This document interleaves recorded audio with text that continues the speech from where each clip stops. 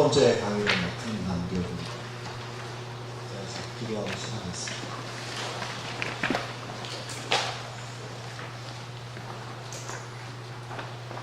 주님 두렵고 떨리는 마음으로 이 자리에 섰습니다. 제가 준비한 내용을 잘 전달할 수 있도록 인도해 주시고, 여기에 모여있는 분들 한 분 한 분 마음을 열고 하나님의 말씀이 정말 그러한가 생각하며 듣고 깨달을 수 있도록 주의 인도해 주시옵소서. 예수님의 이름으로 기도드렸습니다. 네. 2005년도에 저는 이제 이 운동을 시작을 했는데, 그때 제가 아세아 연합 신학대학에서 시각강사를 시작을 했어요. 어제 홍성에서 용사 짓는다는 친구가 어디지? 안 보이네. 이재혁 형제. 저 뒤에 있네요. 그때 제 강의를 들었던 아마 두 친구가 왔는데, 그때도 강의 들었던 유승덕 형제님이라는 분이 있었는데, 그분이 지금 어디서 목회를 하고 있는데, 부목사를 있는데, 그 형제에게 영향을 받은 두 친구가 와서 참여한 것을 봤습니다. 만남이라고 하는 것은 참 신기한 것 같아요. 여러분과 제가 약속하고 만난 것도 아닌데 만났습니다. 어떤 일이 벌어질지 저도 궁금하고, 여러분에게 저의 강의가 어떤 영향을 줄지 저도 궁금하고 기도하는 마음으로 이 자리에 했습니다. 성서에 나타난 신년 이야기라는 주제로 제가 2시간 가까이 강의를 할 텐데요. 첫 번째 11페이지를 보시면 사례 이야기가 나와 있습니다. 성서의 말씀을, 하나님의 말씀을 두 가지로 압축하면, 예수님이 압축하셨는데, 하나님을 마음과 뜻과 정성을 다해 사랑하고 내 이웃을 내 몸처럼 사랑하라. 이 두 명령 아니겠습니까? 그렇죠? 내 몸. 첫 번째 것이 두 번째 것보다 우승하고, 두 번째 것은 열등하고, 이런 것이 아니라 하나님을 사랑하는 것은 내 이웃을 내 몸처럼 사랑하는 것으로 나타나야 한다는 것이죠. 동일한 것인데, 근데 오늘 우리가 집중적으로 고민해야 될 과제는, 내 이웃을 내 몸처럼 사랑한다는 것은 과연 무엇인가? 라고 하는 질문입니다. 그러니까 새로운 깨달음을 얻기 위해서는 질문을 우리 마음속에 던져야 돼요. 저는 질문을 매우 중요하게 생각하는데, 질문은 자유로운 사람만 할 수 있습니다. 정해진 답을 외우는 사람은 심하게 말하면 노예입니다. 노예는 그냥 정해진 답을 외웁니다. 자유로운 사람이 질문을 하고, 하나님을 내 이웃을 내 몸처럼 사랑한다는 것이 과연 무엇인가? 이웃 사랑을 우리가 낭만적으로 생각하는 경우가 많은데 결코 낭만적이지 않죠. 이웃 사랑은. 자, 첫 번째 이야기가 여기 등장합니다. 제가 네오 박스도 처리했는데, 주인 아주머니께 죄송합니다. 마지막 집세와 공과금 정말 죄송합니다. 신문 기사에서 보셨죠? 네. 세 모녀가 번개탄 피워놓고 동반사살을 하면서 70만 원이 들어있는 봉투에 주인 아주머니에게, 이 사람이 세입자죠, 집주인에게 70만 원 들어있는 봉투에 70만 원을 넣고 그 봉투 겉에다가 이렇게 쓴 거예요. 뭐가 그렇게 죄송할까요? 뭐가 그렇게 미안할까요? 미안하다는 생각은 누가 이 사람들에게 집어넣어줬을까요? 이런 사례를 접하면 우리 그리스도인들의 마음은 착잡하죠. 그렇죠, 여러분. 착잡하죠. 이게 도대체 이걸 어떻게 해야 되나? 좀 이렇게 좀 바람직하지 않은 그리스도인들은 나는 저런 사람으로 태어나지 않아서 감사하다, 이런 그리스도인이 있을 수 있지만, 그거는 뭐 좀 바람직하지 않은 사람들이고 이런 사례를 만나고 이런 사건을 뉴스나 신문에서 접하게 되면 고민스러워집니다. 어떻게 해야 할까? 정말 저런 분들은 어떻게 우리가 도와야 할까? 1차적으로 우리가 이제 돕는 데 마음을 쓸 수가 있죠. 내가 가지고 있는 재산 중에 일부를, 재물 중에 일부를, 돈 중에 일부를, 소득의 일부를 모아서 저런 분들을 도울 수 있는 방법은 없을까? 이런 이제 내 이웃을 내 몸처럼 사랑하려고 하는 마음이 어느 정도 있는 분들은 거기까지 나아가죠. 네, 그렇죠. 네. 그러리라고 생각합니다. 근데 여기서 이제 한 걸음 더 나아가면 이런 의문이 우리에게 드는 거예요. 질문을 계속 하는 겁니다. 왜 저런 사람들은 나왔을까? 왜 70만 원? 왜 생계를 이어가지 못할 상황으로 내몰려서 결국은 자기의 목숨을 끊는다는 것은 더 이상 소망이 없다는 거 아니겠어요? 앞으로 살아갈 일이 아득하고 더 이상 이렇게 구질구질하게 사는 차라리 목숨을 끊는 게 낫겠다라고 하는 결단에 있게 되는데 어째서 저런 일이 벌어졌을까라고 하는 고민이 듭니다. 왜 저런 일이 벌어졌을까? 좀 더 나가면 저런 분들이 안 나오게 할 수 있는 방법은 없을까? 이런 생각이 이르게 되죠. 저런 사람들이 안 나오게 하는 방법. 직접적으로 내가 도울 수는 있으나 저런 분들을 다 도울 수는 없고 안 나오게 할 수 있는 좋은 제도를 만들어서 누구나 인간다운 삶을 누릴 수 있는 그런 사회를 만들 수는 없을까? 이런 고민에 이르게 되죠. 네, 여기 있는 분들은 그럴 것 같아요. 근데 이제 그거를 넘어가기 위해서는 그 질문을 계속해서 우리가 성경에서 원하는 답을 얻기 위해서는 한 가지 넘어야 될 관문이 있는 것 같아요. 뭐냐면 이런 생각입니다. 저런 분들이 나오는 것은 뭐 어쩔 수 없는 현상이야. 뭐 어떡하겠어. 세상에 그렇게 생겨놓은 거야. 뭐 이렇게 제가 좀 쉽게 얘기했지만 고상한 얘기로 하면 하나님께서 뭐 저런 사람을 만드는 거 아닐까? 우리 목을 이웃 사랑하라고? 혹은 뭐 저런 것을 없애는 것은 불가능한 거 아닐까? 불가능하다. 그것은 그런 이렇게 어려운 사람들이 안 생기게 하는 것은 그런 제도를 만드는 것은 이 사회에서는 이 세상에서는 도저히 할 수가 없다. 불가능하다. 이런 생각이 어느새 우리에게 이제 생겨나게 되죠. 생각을 이렇게 따져보면. 근데 그 생각은 어디서 왔을까요? 네. 불가능하다는 생각은 어디서 왔을까요? 예, 불가능하다는 얘기는 뭐 옛날부터 있어 왔습니다. 헨리 조지를 읽어보신 분들 여기 꽤 계신데, 진보와 빈곤에 보면 헨리 조지가 한 100페이지 정도 할애해서 한 사람을 집요하게 공격하는데, 그 사람이 누군지 혹시 기억하세요? 네, 멜서스라는 사람. 멜더스라고도 하고, 멜더스는 이제 인구론을 썼습니다. 인구론에 보면 이 사회에서 이렇게 굶어 죽는 사람들, 빈곤한 사람들이 많이 생겨나는 이유가 사람이 너무 많아서 그렇다. 한마디로 얘기해요. 사람이 너무 많아서. 그래서 빈곤을 퇴치하는 것은 불가능하다는 얘기죠. 어쩔 수 없다. 식량, 사람들이 먹을 수 있는 식량은 이렇게 인구수에 맞춰서 쭉쭉 늘어나면은 뭐 충분히 먹고 살 수 있는데, 인구 증가가 식량 증가를 식량 증가가 인구 증가를 따라잡을 수가 없다. 인구 증가는 곱하기로 증가하는데 식량은 더하기로 증가한다. 이런 얘기입니다. 인구는 뭐 2, 4, 8, 16, 32, 64, 100, 그죠? 128 이렇게 증가하는데 식량은 2, 4, 6, 8 이렇게 증가한다. 하나는 등비 수열로 증가하고 하나는 등차 수열로 증가하고. 그래서 이건 따라갈 수가 없다. 어쩔 수가 없다.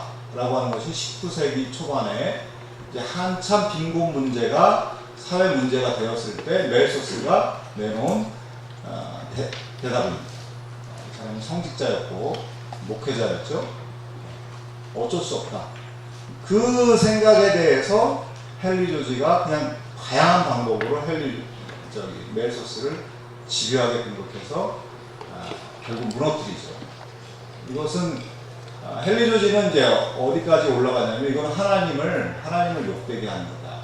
하나님이 지구를 우리를 충분하게 먹고 살 수 있도록 이 자연자원을 주셨는데 결국에는 이 창조주를 모욕하는 거 아니냐. 하나님께서 자연을 인색하게 만들어 놓으셔서 결과적으로 굶어 죽는 사람이 생기게 만든 거 아니냐라고 하는 이야기나 똑같다. 이거는 신성모독죄다. 그렇게 아주 가차없이 몰아붙입니다. 예, 그러니까 이런 생각은 오래된 예전부터 있어 왔어요. 이건 불가능하다.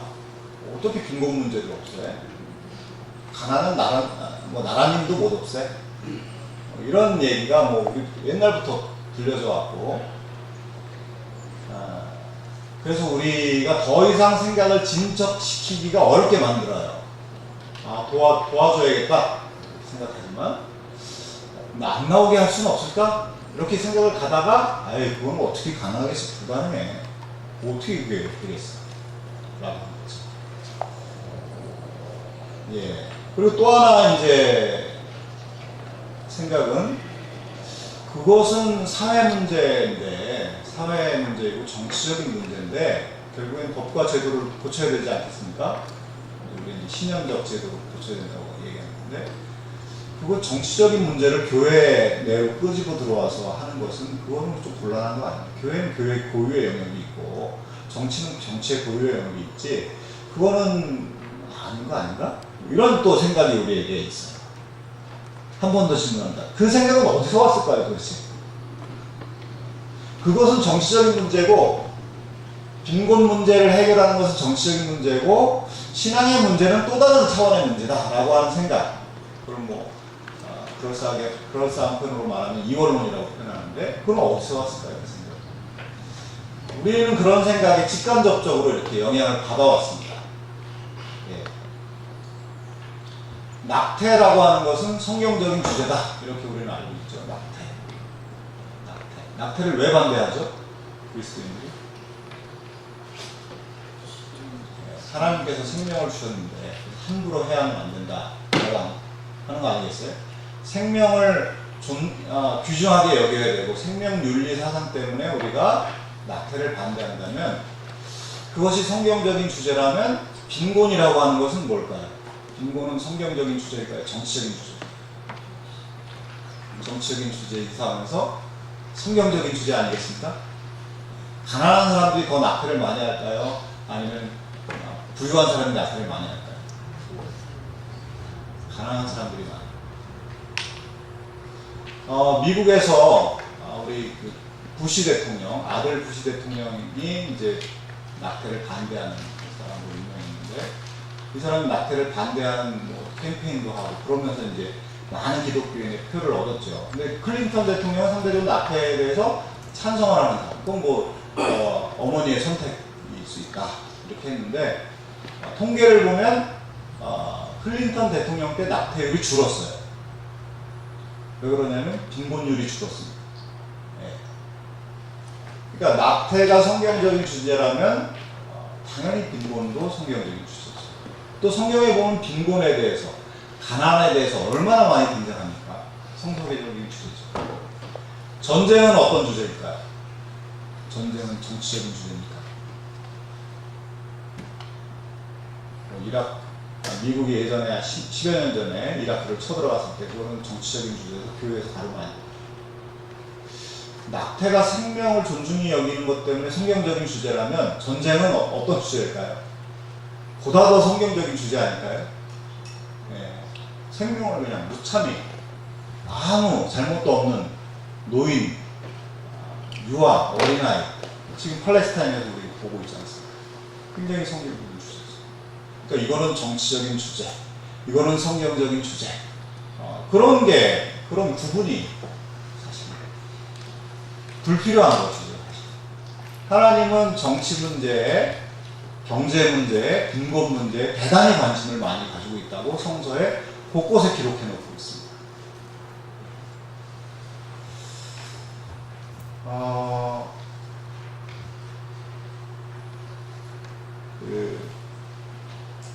그러니까 우리가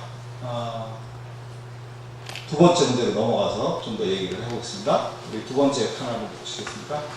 김정순 할머니의 사연인데요. 이 할머니는 가명이에요. 제가 신문에서 이렇게 기사를 보러 왔는데 여러분 한번 읽어보십시오. 짧은 글인데요.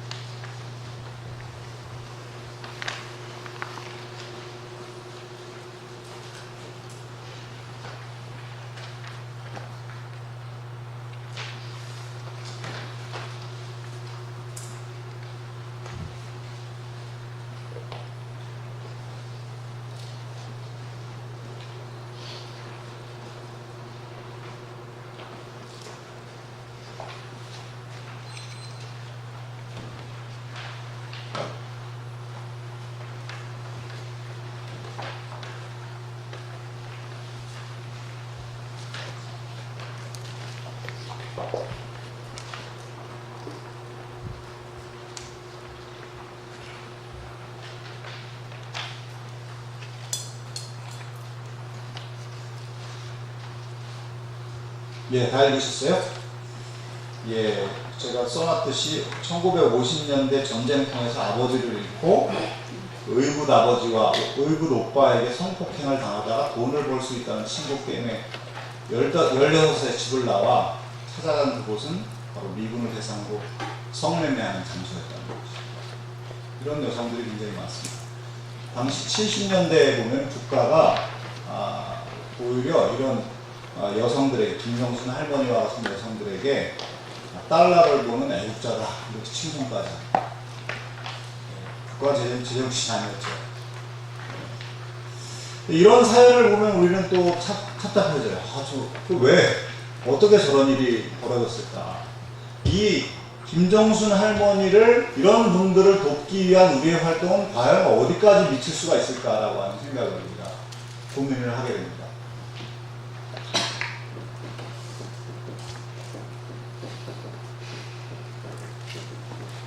이 할머니의 고통, 우리가 다른 사람의 고통에 민감하게 반응하는 것이 이웃사랑의 어떤 이제 시작인데요. 이 할머니의 고통의 그 배경에는 무엇이 있을까요? 첫 번째는.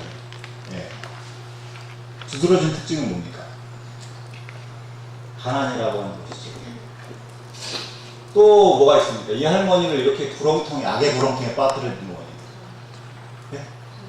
전쟁이 있죠. 또 뭐가 있죠?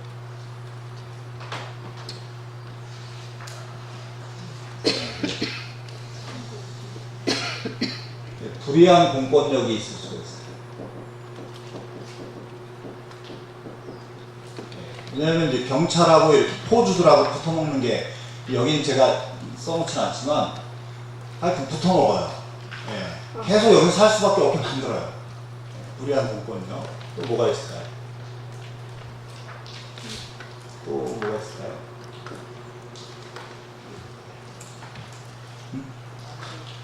남자들. 예. 남자가 있습니다.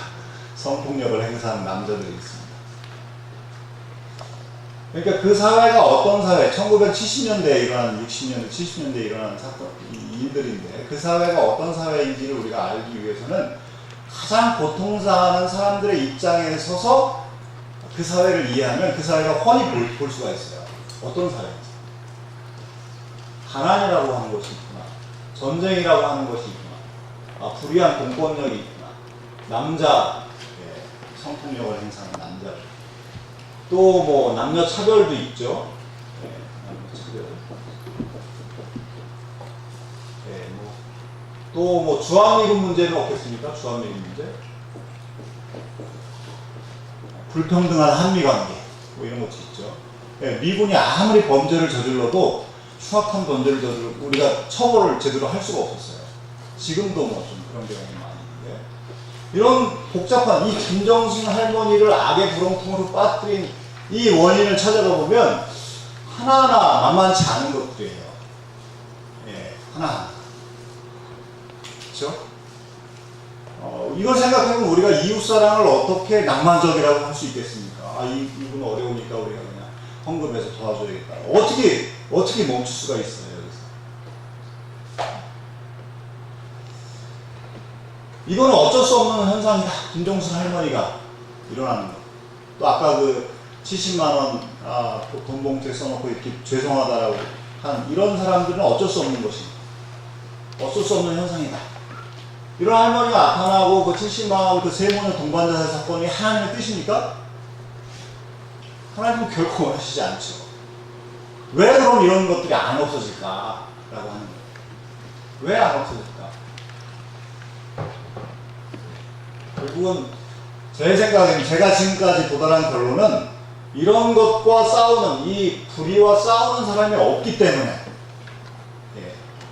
불의와 맞짱 뜨는 사람이 없기 때문에, 다른 말로 해서 십자가를 지는 사람이 없기 때문에, 우리 아까 되신 분님 저희 동영상에 나오죠. 제자는 십자가를 지는 거라고.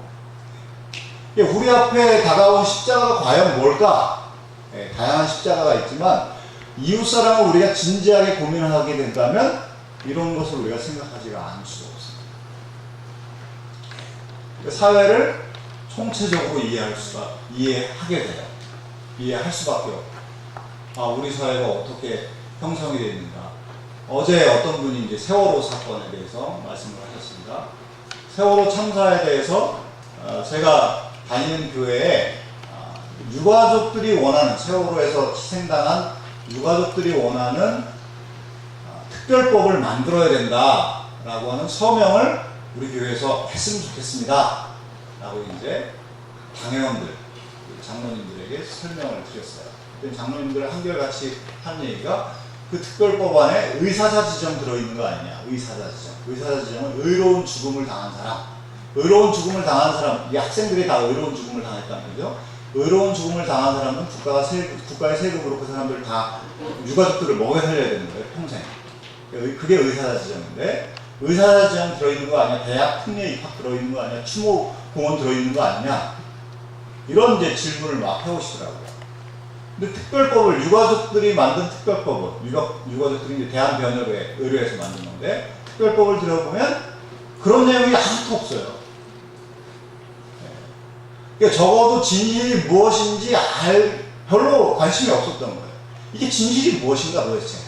이 유가족들의 그 멍든 가슴이라고 표현은 너무 약하죠. 하여튼 이 애간장 놓는 이 가슴을 어떻게 그분들을 위로할 수 있을까라고 하는 진지한 접근을 제가 보기에는 안 하시는 것 같아요.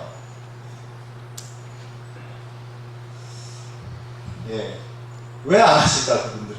이웃사랑을 일요일마다 들으면서 이웃사랑을 듣고 있는데 왜 이웃의 고통을 나의 고통으로 여기고 그분들 입장에서 그 고통을 어떻게 하면 덜어줄까 고민하는 설교를 우리가 매주마다 듣고 있고 성경 말씀에 그 곳곳에 그게 나오는데 왜 그럴까? 고민하지 않을 수가 없습니다. 자, 12페이지로 넘어가겠습니다.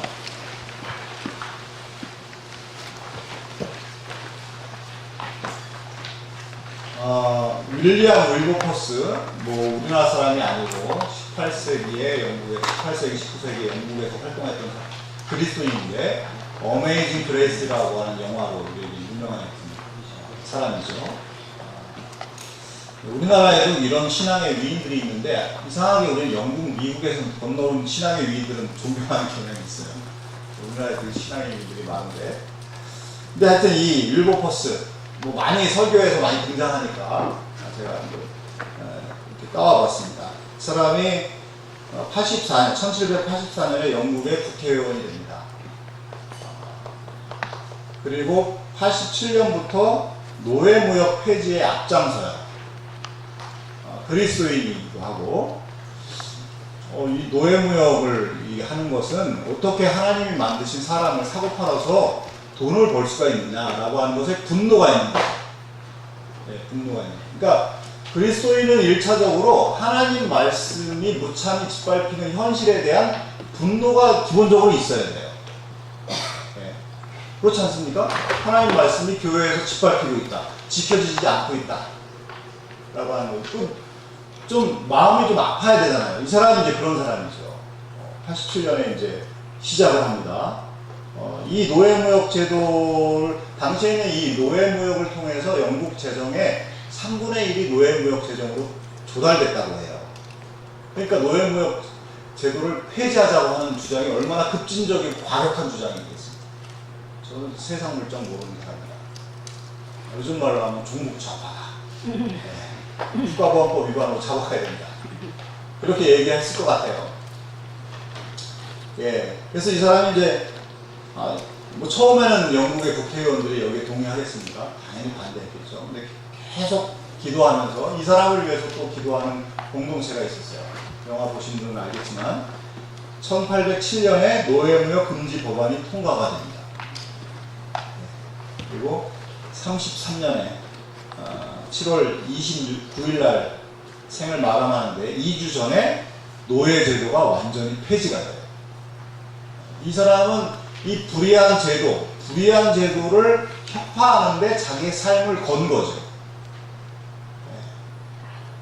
그러니까 우리 제도의 중요성이 여기서 등장하는데, 제도가 굉장히 중요하거든요. 제도. 법이 모여서 제도가 되는데, 이 제도는 사회의 틀을 만들어요. 이것이 부정의하면, 제도가 잘못되면 그 제도 하에서 사는 수많은 사람들이 고통을 받습니다. 근데 우리 그리스도인들은 이 제도를 굉장히 경시해요. 제가 그 88년도에 예수님을 믿고, 예수님 믿으면 너무 좋잖아요. 처음에 너무 기분이 좋아서 사형이 전도를 많이 하고 또 제자와 사역을 열심히 했는데, 그때 제가 CCC에서 예수님을 믿었습니다. 간사님들이 저에게 해주는 말은, 한 사람 한 사람 예수 그리스도를 믿고 변화하면 사회는 자동적으로 변화해서 하나님 나라가 이 땅에 도래합니다. 이런 식의 얘기를 했던 것 같아요. 여러분들도 저와 똑같은 어딘은 아니지만 비슷한 생각을 하지 않습니까? 한 사람 한 사람 변하면 그렇게 될 거다. 근데 나중에 제가 한 4학년 졸업할 때쯤에서는 그게 아니었던 것 같아요. 이 법과 제도가 만들어지면 이것을 향해서 해결하기 위해서 싸우는 사람이 없어지지 않아요. 그리고 이것을 합리화하는 또 이데올로기가 있습니다. 법과 제도를 합리화하는 이데올로기가 사실 더 무섭죠. 그러니까 사회라고 하는 것은 그냥 사람 더하기 사람은 사회다. 그러니까 한 사람 한 사람 다 변화하면 사회는 다 자동적으로 변화한다. 이게 아니고, 사회는 사람도 있지만 법과 제도도 있고, 법과 제도를 합리화하는 이데올로기도 있어요. 이데올로기, 뭐 이념, 뭐가 있을까요? 이데올로기? 제가 잘 드는 예화는 조선시대 때 대표적인 이데올로기가 삼종지도라고 하는 게 있었습니다. 삼종지도 혹시 기억하세요? 삼종지도? 여성에 대한 얘기인데, 여자는 태어나서 3번 복종해야 된다. 아버지, 남편, 자식에게. 태어나면 아버지한테, 결혼하는 남편에게, 남편이 죽으면 자식에게. 그런 이데올로기가 여성을 꽁꽁 묶어놓고, 조선의 법과 제도는 여성의 사회 진출을 철저히 봉쇄했어요. 그러니까 철저히 봉쇄하는, 그것을 합리화하는 이데올로기가 있어야 되잖아요. 그걸 또 장려합니다.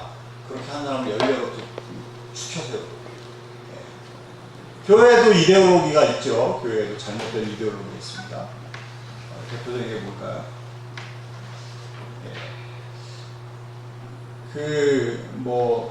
많은 분들이 이제 주의종 사상이라고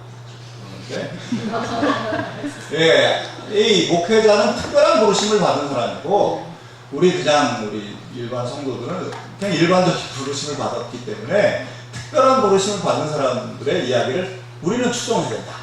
그런 이데올로기가 성서에도 없는 그 이데올로기가 있습니다. 그리고 교회에는 철저히 목회자 중심으로 운영될 수 있도록 법과 제도가 형성되어 있죠. 그러니까 이 법과 제도를 바꾸기 위해서 애를 쓰지 않으면, 한 사람 한 사람이 변화된 사람이 이것을 바꾸기 위해서 애를 쓰지 않으면 안 바뀐다는 거예요. 그래서 한 사람 한 사람이 변화되는 것이 중요하다. 그 말이 뭐 틀린 말은 아니지만 아주 완전히 맞는 말은 아닌 것 같아요. 한 사람 변화된 사람이 하나님 말씀에 대적하는 이 법과 제도와 싸우기 전까지는 이것은 없어지지 않는다. 예. 당시 윌버포스가 활동했던 당시에도 그 이데올로기, 잘못된 이념이 있지 않았겠어요? 노예는 살아있는 동물이다. 노예는 원래 하나님이 그냥 이렇게 주신 거다. 또 성서적으로 또 입증하기 위해 노예는 셈 한 야벳에서 함인가요? 함의 후손이다. 저주를 받아서 그런 거다. 우리의 책임이 아니다. 각종 합리화하는 얘기가 있습니다. 알겠습니까? 물론 또 드러날 수도 있겠죠. 네. 근데 이것은 빼도 박도 못해요. 그런 말씀이었습니다. 자, 그 다음에 한번 읽어보겠습니다. 시작.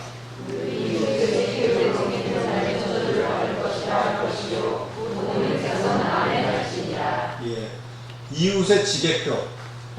당시에 그 이스라엘 사회에서는 땅의 경계표를 이렇게 여기는 누구네 땅, 여기는 양옥진 형제님의 땅, 뭐 이렇게 다 경계표가 있는데 그 표를 옮기는 사람, 그런 사람은 저주를 받을 거다.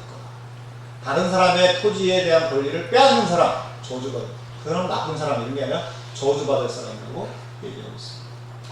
자, 그 다음 마가복음 10장 20절 읽어보겠습니다. 시작.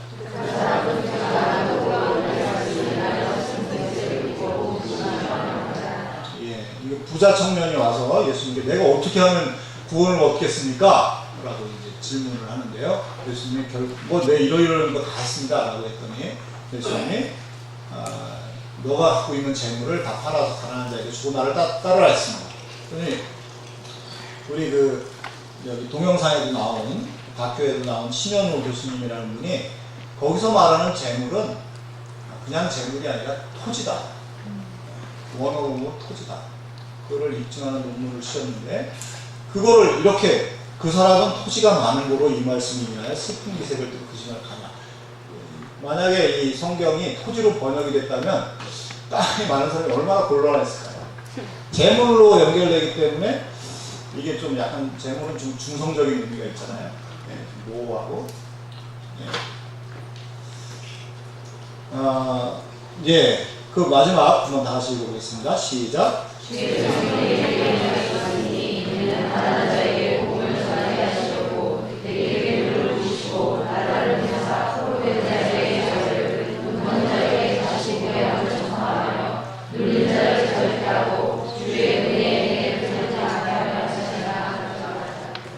예수님의 사명선언서, 그죠?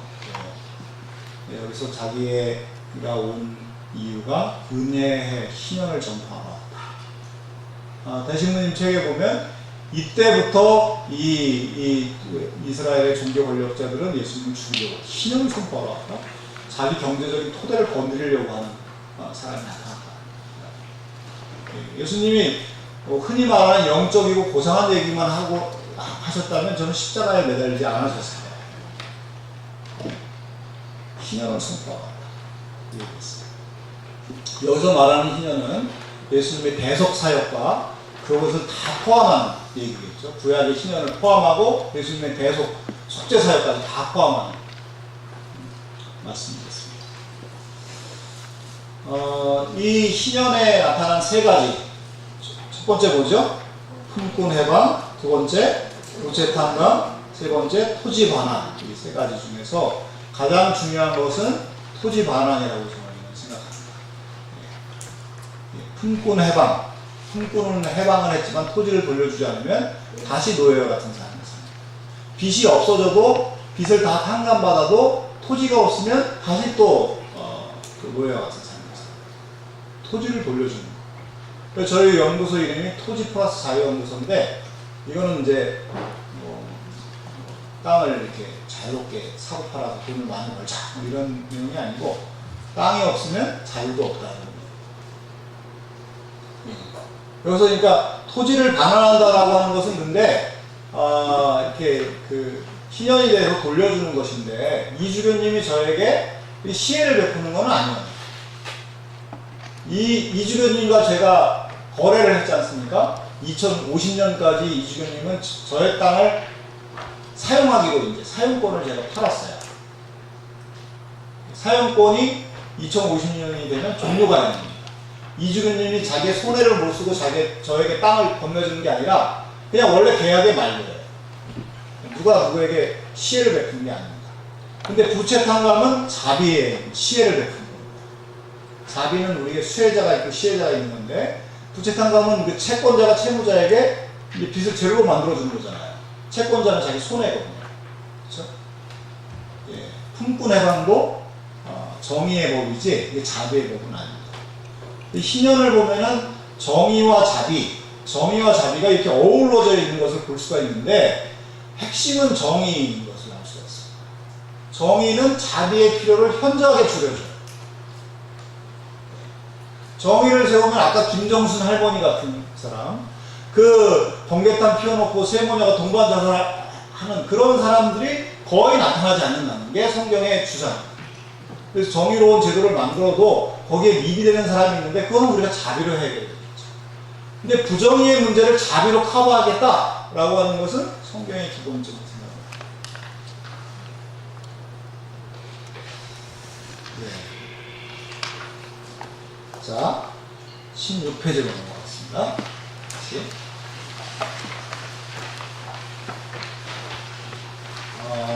공부하기 전에 제가 계속 하면은 콧구멍이 느낄 것 같아서 10분만 쉬었다가 네, 자유를 여러분에게 드리겠습니다. 10분만 쉬었다가 하겠습니다.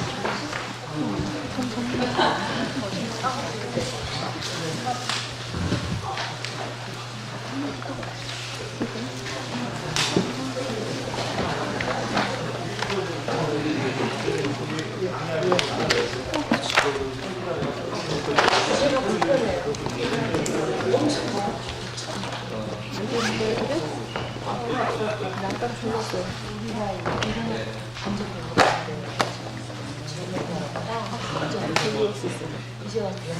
이거랑 말이 안 돼. 왜냐면 땅 없이 살 시간도 너무 많아.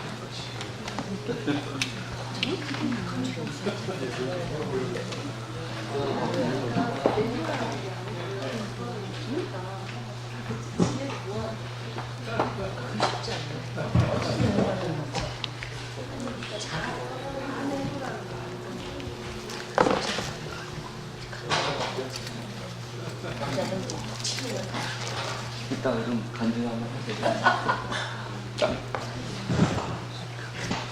지야.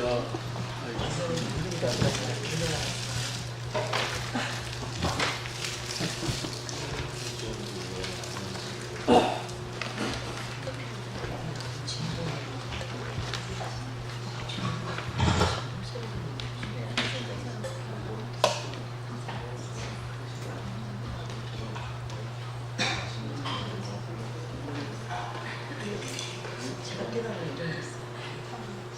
내가 힘이 없어. 그리고 우리 땅을 인간 가질 수 있지. 남들게 완전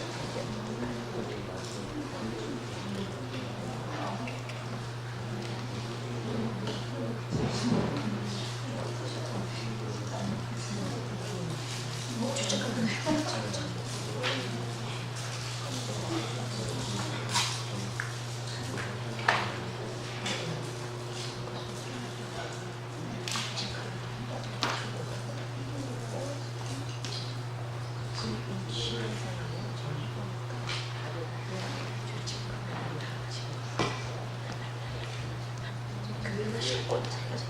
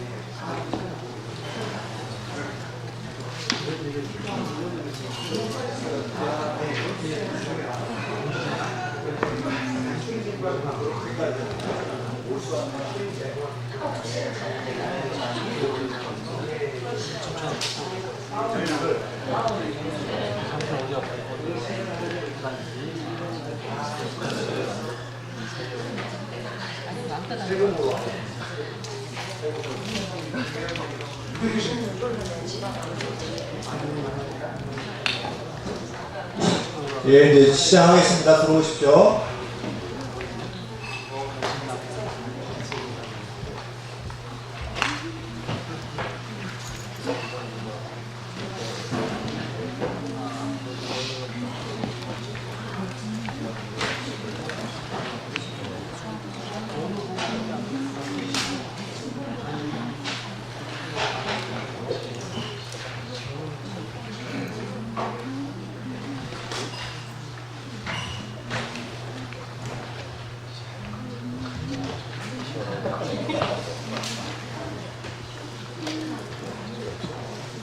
기지개를 좀 펴볼까요?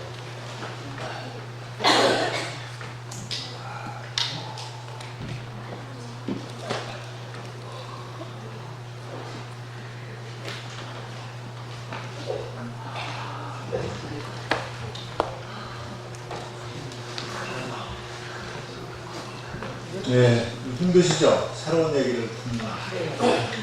예. 예. 그리고 이제 어쩔 수 없습니다. 여기 내려가실 수가 없습니다. 일본 교육에 생소한 주제이기도 하고 또 기존에 형성해 왔었던 사고관이랄까요? 그거하고 충돌되는 것도 있기도 하고 불편할 수도 있고 하나님께서 정말 원하시는 말씀인가 한번 그런 마음으로 들으시면 좋을 것 같습니다. 우리가 기본적으로 나에게 손해가 된다 하더라도 하나님 말씀이라면 내가 순종하겠다라고 하는 그런 마음들이 우리에게 있잖아요. 저에게 잘 있겠지만 그런 하나님 말씀이 정말 어떤 것일까 라고 생각하면서 전해주시면 좋겠습니다. 16페이지 토지 문제를 신년을 제도화하는 것이죠. 신년을 그냥 교회가 실천을 해야 하고 그 실천에 그 동력을 통해서 건강한 여론을 여의도 이제 국회죠. 국회에 바람을 불게 만들면 거기서 여의도에 있는 사람들은 바람의 방향에 아주 민감한 사람이거든요. 이 국민들이 이 다수가 이것을 원한다. 이 건강한 여론을 만드는데 교회가 앞장서서 그렇게 한다. 그렇게 해서 이제 사회가 그렇게 되는 거죠. 희년을 어떻게 제도화할 수 있는지, 그 내용이 뭔지.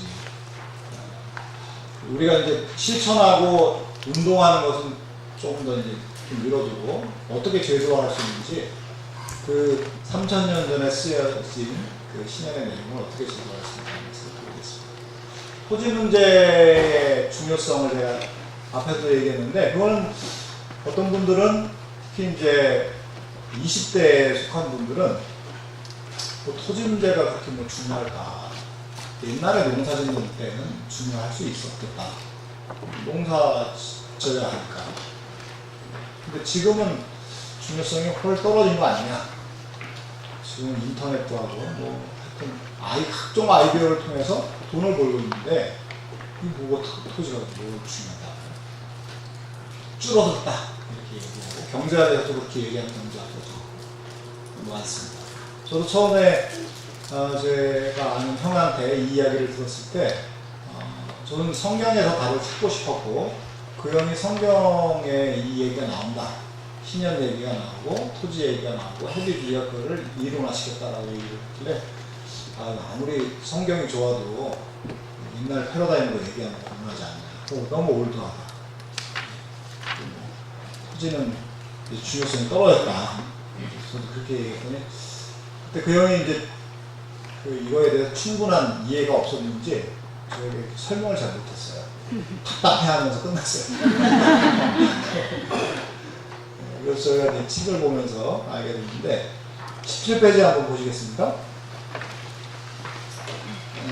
토지의 영향력 있습니다. 옛날에 과거에는 농경시대니까 중요한 것이 아니라 지금도 여전히 토지가 중요하다.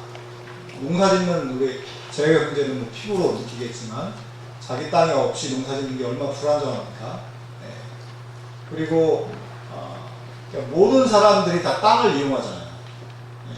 토지라고 하는 것은 뭐 주택에 이용이 되기도 하고 공장 지을 때도 이용이 되기도 하고 도로 놓을 때도 이용이 되기도 하고 농사 지을 때 이용이 되기도 하고 인간의 모든 활동은 다 토지 위에서 일어나요.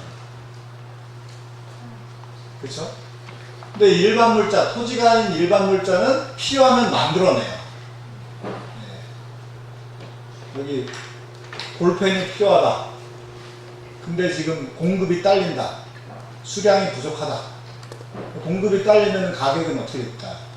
찾는 사람은 많은데 올라가죠, 당연히. 올라가는데 가격이 올라가면 이 볼펜 만드는 회사는 이제 그걸 어떻게 받아들일까요? 올라가는구나. 잘 됐다. 이렇게 끝날까요? 더 많이 만들려고 하겠죠. 네. 공급을 늘리려고 합니다. 이 1,000원짜리 볼펜이 2,000원, 3,000원 올라가면 다시 공급이 확 늘어나서 1,000원으로 떨어지겠죠. 그러니까 이 볼펜이나 여기에 건물, 이 건물도 토지가 아닙니다. 이 건물 자체는 공급을 늘릴 수가 있어요. 만들어낼 수가 있어요. 필요하면 인간이. 노동의 산물입니다. 근데 토지는 필요하다고 양을 늘릴 수가 없어요.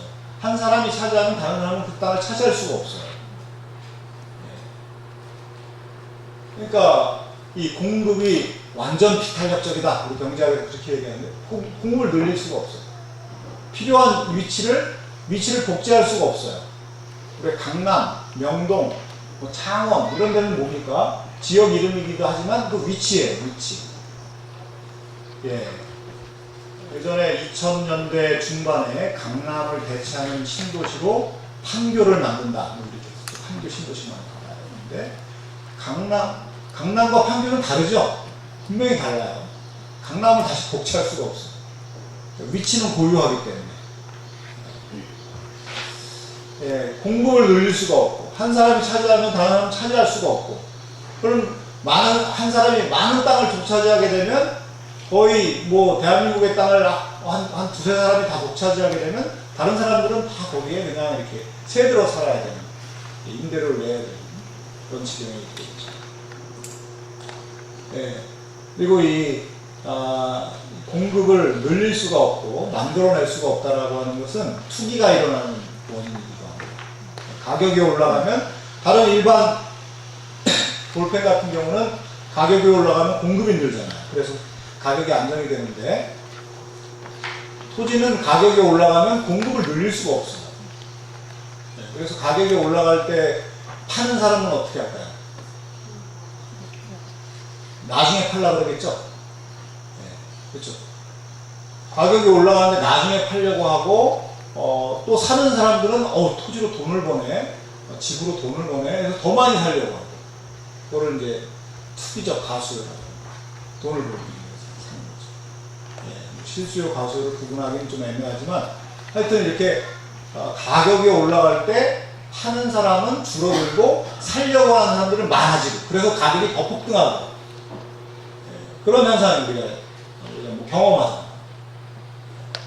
가격이 올라갈 때 왜 안 팔려고 할까요? 돈을 더 많이 벌 수 있어요. 좀만 기다리면 더 올라가니까.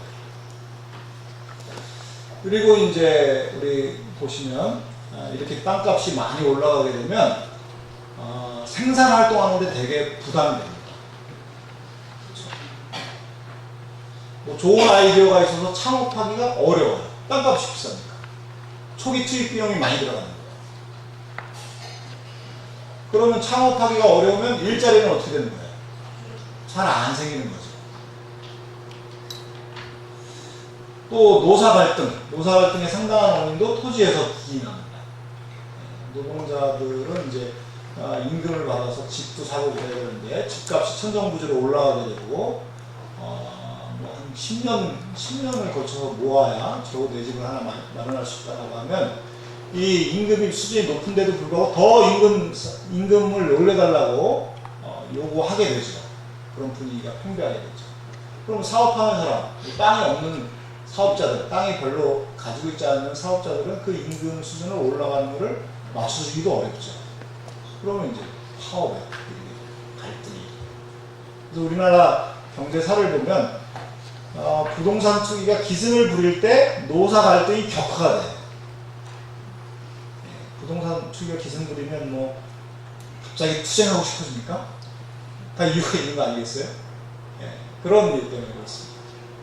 주거가 불안정하고 또 금융기관이 마비가 되기도 합니다.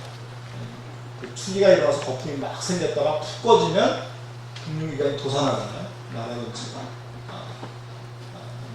경제 위기가 오고 또 환경이 파괴되기도 하고 이 토지를 하나님이 주시는 토지를 알뜰하게 사용하려면 거기서 이제 불로소득이 없어야 되는데 불로소득을 노리는 사람들은 토지 사용하는데 별로 관심이 없어요. 관심이 없어요. 농사 짓는데도 별로 관심이 없습니다. 거기다가 그냥 고추 이렇게 대충 심어놓고 여기 경작하고 있다가 16만 할 뿐이지 관심이 없어요. 도시 내에도 놀고 있는 땅이 많이 있어요. 왜냐하면 이용하는 데 관심이 없으니까. 매매 차익을 누리는 데 관심이 있고. 그럼 이용하는 땅이 이용 가능한 땅이 놀고 있다면 그럼 이용하려면 어떻게 되겠어요? 결국엔 이용할 땅을 찾으려면 산 밑에 있는 땅을 뭐 개간을 해가지고 아파트를 많이 짓는다든가, 또 농지를 다시 택지로 만들어가지고 또 거기다 집을 짓는다든가, 뭐 이런 일이 많이 일어나죠. 오히려 그 도시 내에 놀고 있는 땅이 점차적으로 잘 물거 있게 활용이 된다면 도시가 무분별하게 막 인위적으로 확장되는 것도 막을 수가 있어요.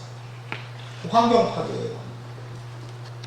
제가 수원에 사는데 수원에 칠보라고 하는 데가 있어요. 칠보산 밑에 거기 LG빌리지라고 하는 그 아파트가 있는데 거기 뭐 도시하고 뚝 떨어지는 곳이에요. 거기 아파트를 엄청 단지를 지어놨는데 하여튼 거기하고 또 연결하려면 또 뭐 도로도 놔야 되고 상하수도도 연결해야 되고 또 학교도 세워야 되고 뭐 각종 시설이 많이 들어가요. 낭비가 심하죠. 토지를 가지고 있는 사람과 가지고 있지 못한 사람 간의 빈부격차도 심해집니다. 일자리도 부족하고 또 그런 부정부패. 이 땅을 농지인데 이것을 택지로 전환시켜주면 농지 앞으로 농사를 통해서 돈을 그렇게 많이 못 벌잖아요. 저희가 이제 그렇죠. 네, 많이 못 벌어요. 근데 그 농지를 택지로 바꾸게 되면 주택 용지로 바꾸게 되면 땅값이 어떻게 될까요? 예, 또 올라가요.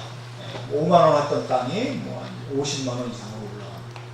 그러면 이제 그 용도를 바꾸기 위해서 토지를 소유한 사람은 뭐 관계 그 공무원을 찾아가서 로비를 계속하는 거죠. 택지를 바꿔라. 바꿀 때가 됐다.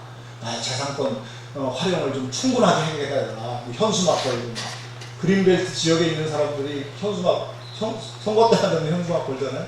재산권을 충분히 활용하게 해달라. 왜 사회재산권을 침해하냐. 뭐 하여튼 각종 얘기를 통해서 또 그런 얘기를 하면 또 정치하는 사람들은 또 표를 얻기 위해서 또 들어주죠. 용도를 또 완화해주면은 가격이 올라가죠.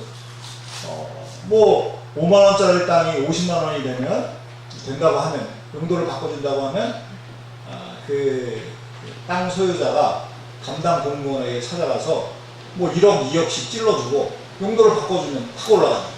또 부정부패가 생기는 거죠. 이상득 씨가 연결된 파이시티 뭐 다 이런 얘기. 이명박 대통령 아드리안이 형이요. 이런 각종 문제, 모든 문제는 다 토지 문제 때문에 일어난다 이런 건 아니지만 상당한 문제의 원인의 원인을 파고 들어가면 땅 문제가 도사리고 있다. 이거를 우리가 생각을 해보면 충분히 이해할 수 있을 것 같습니다.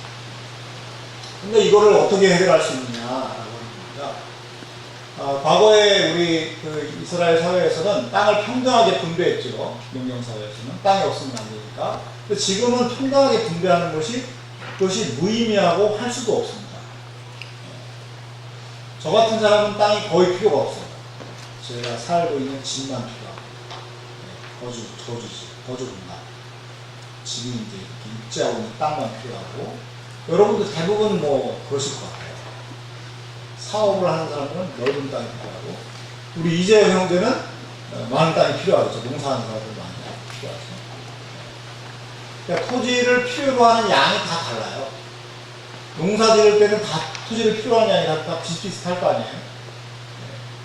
다 다르고 또 위치도 필요로 하는 위치도 다릅니다. 어떤 사람은 태백에서 살고 싶고 어떤 사람은 우리 정 교수님은 이제 천안에 사시는데 천안에 살고 싶고 저 같은 사람은 수원에 살고 싶고 제주도에 살고 싶고 필요로 하는 위치와 양이 다 달라요. 그런데 뭐 대한민국의 땅을 몰수해서 5천만 분의 1로 다 나눠주겠다. 그거는 할 수도 없고 해서도 안 됩니다. 그래서 그러면 어떻게 할 거냐. 가장 좋은 방법은 16페이지에 제가 써놨듯이 토지에서 발생하는 그 불로소득을 환수하는 것.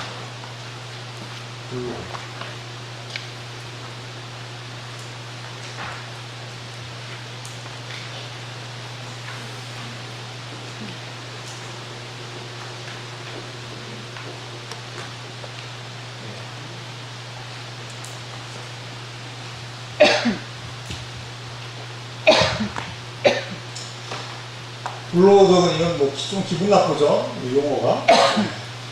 노력하지 않았다는 겁니다. 근데 토지를 통해서 돈을 버는 사람도 사실은 개인적으로 보면 노력하죠. 뭐 정보를 얻기 위해서 노력하고 개인적으로도 땀을 흘리고 밤새 고민도 하고 근데 사회 전체적으로 보면 그것은 어떤 기여가 아니에요.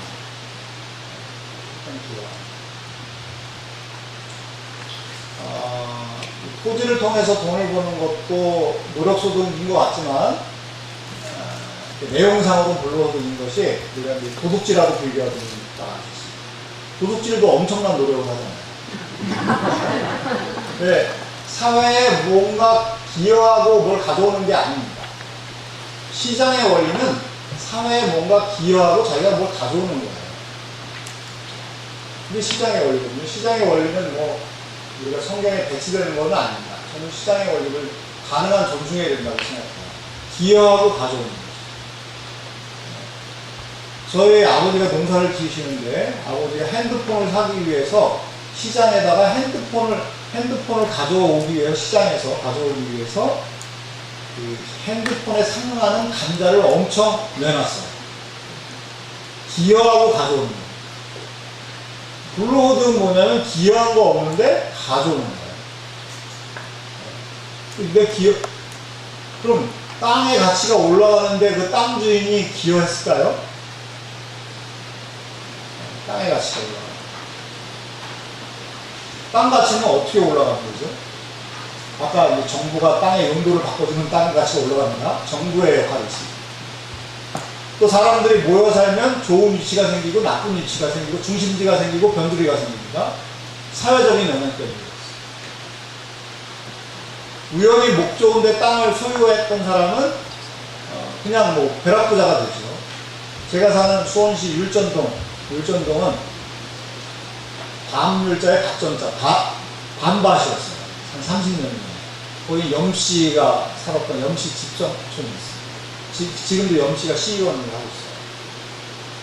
그 시의원이 어느 그 장로이기도 한데 하여튼 그 염씨들이 살았을 때 거기에 토지 가격은 엄청 낮았어요. 뭐 수원시가 아주 변두리였고 거기 수원이 아니었던 것 같아요 그 당시에는. 근데 한 80년도인가요? 거기에 그때 성균관대 자연과학 캠퍼스가 거기 내려오게 됐습니다. 율전동에 내려오게 되면 율전동 땅값이 막 올라갔어요. 사람들이 모여 살기 시작합니다. 전철역이 생겼습니다. 염씨들은 그냥 벼락부자가 됐죠. 다른 말. 누구의 노력인가요? 사회 전체의 노력 아니겠어요? 그래서 블루호드. 이 블루호드를 노리기 위한 부당한 노력, 그걸 우리가 투기라고 부릅니다.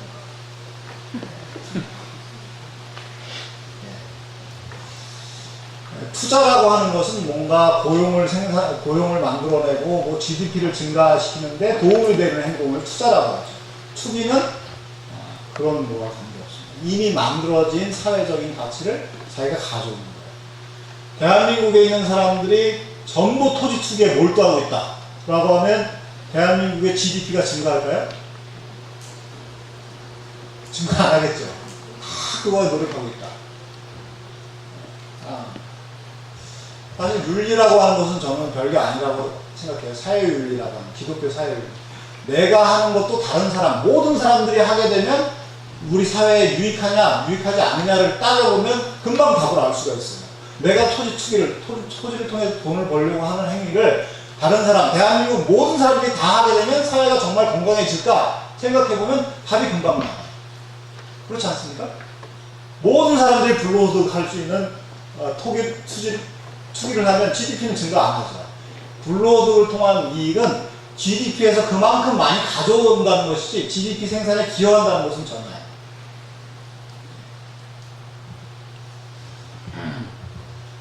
그래서 이 블루호드를 환수하게 되면 우리 헨리 같은 사람은 블루호드를 100% 환수해서 토지 가격을 제로로 만드는 것을 제안합니다. 토지 가격이 제로. 토지 가격이 제로가 됐다고 해서 가치가 없어진 게 아닙니다. 명동과 같은 좋은 땅은 토지 가치가 높죠. 근데 이제 매년 발생하는 토지 가치를 그것을 국가가 전체 환수하겠다라고 하는데 그렇게 하면 토지 가격이 제로가 돼요.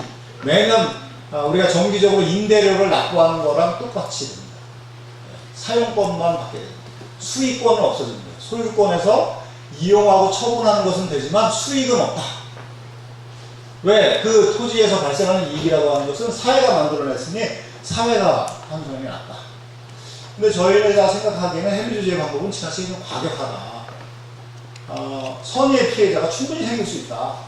내가 열심히 노동을 해서 1억짜리 땅을 샀다면 이용하려고 땅을 산 사람이 있습니다.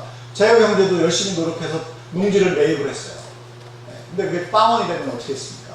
원금이 날아가는 거 아니겠습니까? 그래서 블루호드를 환수하긴 하되 지금의 토지 가격을 유지시키는 방법이 또 있거든요.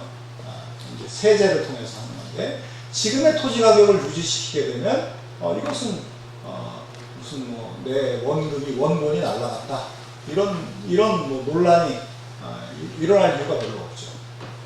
그리고 이제 물론 땅을 많이 갖고 있는 사람은 싫어하겠지만, 더 올라갈 걸 기대하니까 당연히 싫어하겠지만, 대부분의 사람들은 토지 가격이 지금에 머물게 되고 경제가 점점 발전하게 되면, GDP가 올라가게 되면 GDP 대비 토지 가격은 더 낮아질 거 아니겠습니까? 그럼 국가의 경제적인 부담이 더 줄어드는 거죠. 토지 가격이 지금과 같이 유지가 된다 그러면 집값은 어떻게 될까요? 집은 처음에 지어놨을 때 가장 비싸겠죠. 그렇지 않겠습니까? 시장의 법칙은 그런 거죠. 시장의 법칙은 처음에 만들어놨을 때 가장 비싼 겁니다. 새로운 자동차, 새 차가 가장 비싸잖아요. 그 다음날 1년 지나면 뭐 200만원, 300만원 뚝뚝 떨어지잖아요. 감가가 된다고 그러죠. 집도 그래야 되는 거 아니겠습니까? 처음에 지어놨을 때 가장 비싸야 돼요. 그 다음에는 점차 내려가야 돼요. 근데 왜 계속, 어떤 때는 계속 올라가기도 할까요? 건물 때문에 그럴까요? 땅 때문에 그럴까요? 땅 때문에 그렇죠. 네, 땅 때문에 그렇습니다. 토지 가격이 유지되면 주택 가격도 이렇게 하향 안정화되고, 그러면은 중고시장, 자동차 중고 매매 시장이 활성화되듯이 집도 중고시장처럼 이렇게 필요한 사람이 사고 필요한 사람이 팔고 불필요한 사람이 팔고 자연스러운 거래가 형성이 되겠죠. 그리고 이제 집을 통해서 부를 축적하려고 하는 사람들이 없어지겠죠. 그런 사람은 나쁜 사람, 도덕적으로 비난할 게 아니라 그런 사람이 안 나오게 하는, 그런 사람들이 노리는 게 뭐겠습니까? 불로소득 아니겠습니까? 내가 처음에 집을 몇 채를 가진 사람이 더 많은 집을 소유하려고 하는 사람들은 내가 그 집을 샀을 때 뭐 은행에 빚져서 샀다 라고 은행에 이자가 내잖아요. 이자하고 그 세입자에게 받는 임대료하고 계산도 해보죠. 임대료가 더 높겠다, 조금만 지나면 더 높겠네, 그럼 내가 차익을 누릴 수 있겠네, 나중에 집값 올라가서 또 팔 수도 있겠지. 이 임대료와 이자의 차이와 매매 차익을 누리는 것이 투기적인 심리인데, 그런 것이 이제 사라져요. 그러면 땅은 누가 소유하게 될까요? 꼭 필요한 사람만 소유하고, 불필요한 사람은 소유하지 않습니다. 도시 내에 땅을 놀릴 수가 없어요. 왜냐하면 그 가치에 맞는 세금을 내야 되기 때문에. 그리고 땅을 팔아도 내가 무슨 차익을 누리는 것도 아니고. 그러니까 서울 사람이 강원도 평창에 땅을 살 이유가 없습니다. 강화도에 땅을 살 이유가 없습니다. 인사청문회 할 때 왜 당신은 시골에다 땅을 샀습니까? 농사 지으려. 농사 진짜 짓는 겁니까? 가보니까 고추를 이렇게 꽂아놨어요. 그건 실사용자냐? 그거 따질 필요가 없어요. 투기라고 하는 것이, 투기가 노리는 것이 있는데, 불로소득을 치워버리면 투기를 하지 않죠. 모두가 합리적인 경제 행위자인데, 이렇게 되면은 이제 아주 경제에 엄청난 선순환 효과가 일어나게 됩니다. 토지에 짓눌려 있던 생산의 용수철이 튀어오르면서 창업 활동하려고 했던 사람들, 그 다음에 이제 우리 제협 형제처럼 농사 지으려고 했던 사람들은 열심히 농사 짓게 되고, 땅값 올라가는데 땅바람 부는데 별로 관심이 없어지는 게 돼요. 지금의 우리 농민들이 무슨 뭐 탐욕이 있어서 그런 게 아니라, 뭐 현실이 그러니까 농사져서 무슨 이득을 취하려고 하는 것이 아니라, 저희 경기도 화성 같은 데 보면 땅바람 부는 거에 관심이 많아요. 근데 그런 거에 관심이 없이 정말 농업에 관심 있는 사람이 농사를 짓는 거예요. 그 토지 가격이 안정이 되면 이 사업에 신규로 사업 진입하는 것이 보다 이제 좀 낮아지죠. 진입 장벽이 낮아지니까 일자리도 많이 생기게 됩니다. 그리고 땅 때문에 일어났던 빈부격차도 줄어들게 됩니다. 토지 때문에 일어난 빈부격차는 아예 사라지게 되는 거죠. 그렇다고 해서 빈부격차가 완전히 없어지는 것은 아닙니다. 열심히 일한 사람들이 더 잘 살고, 덜 노력한 사람이 좀 못한 삶을 사는 것은 그건 자연스러운 거고, 그거는 뭐 그 자체가 이상하다고 할 수가 없습니다. 그러나 토지 때문에 일어난 금융 불안이나 빈부격차나 주택 문제나 환경 파괴나 이런 거는 상당히 거의 사라진다는 것이죠. 이것을 보면 원래가 이 세상은 어쩔 수 없이 극도의 어떤 빈곤과 극도의 사치가 공존하고 대다수의 사람들은 먹고 살기 위해서 뼈 빠지게 일하는 것이 원래 하나님의 뜻이 아니라 정의로운 법을 실현하지 않기 때문에 이러한 일이다라고 하는 것을 우리가 알 수 있습니다. 정의로운 법을 실현하기 위해서 노력하지 않고 원래 하나님의 뜻이 그런 거야. 뭐 세상은 그런 거지. 이렇게 얘기하는 것은 헬리주식으로 얘기하면 신성모독이라고 하는 것이에요. 그런 얘기를 18, 19페이지 계속 담고 있습니다. 여러분이 시간이 나시면 읽으시면 될 것 같고요. 이 20페이지로 넘어오시면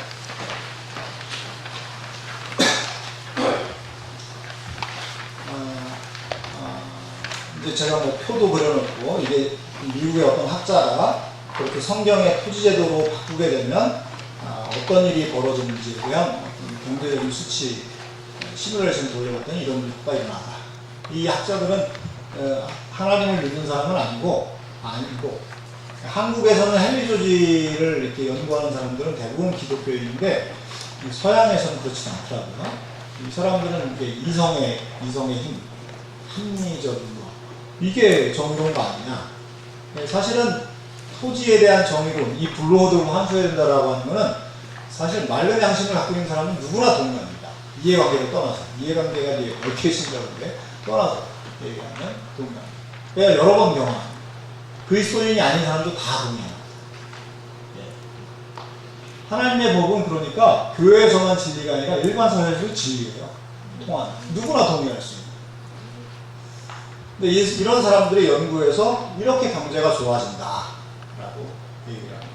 또 실제 실현을 해봤더니 우리 중국과 관련돼서 이제 오신 분들 계신데 우리 대만에 이제 이런 제도를 대신부님 책에 나오죠. 대만에 이런 제가 말씀드린 제도를 그대로 하지는 않지만 이 불로호득의 환수 비율을 굉장히 높인 나라가 대표적인 나라가 대만입니다. 대만에 1950년대, 60년대 이렇게 하면서 농업 생산력이 아주 굉장히 발전하고 그걸 기반으로 해서 경공업 또 중공업이 일어난 대만의 경제 발전의 내용을 보면 남한보다 훨씬 내용이 좋아요. 그 이유가 토지제도에 있다는 것은 많은 사람들이 지적하고 있습니다. 또 덴마크에서는 이런 주장을 하고 있는 정당이 한번 집권한 적이 있어요.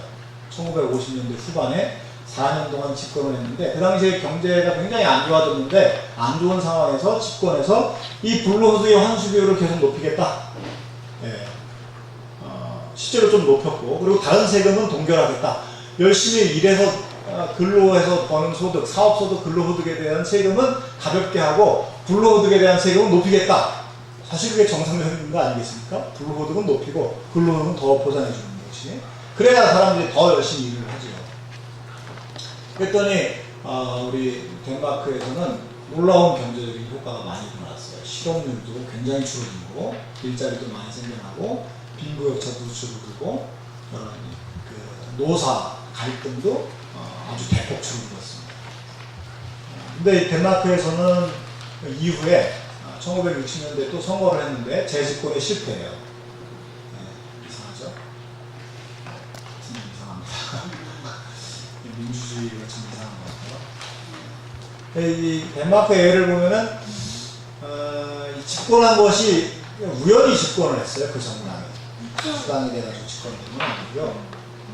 정치 시스템이랑 다른데 의원 내각제를 하는 나라인데 집권을 했는데, 그러니까 대중의 충분한 국민의 충분한 동의가 없는 상태에서 추진된 개혁 정책은 얼마든지 후퇴할 수 있는 것 같아요.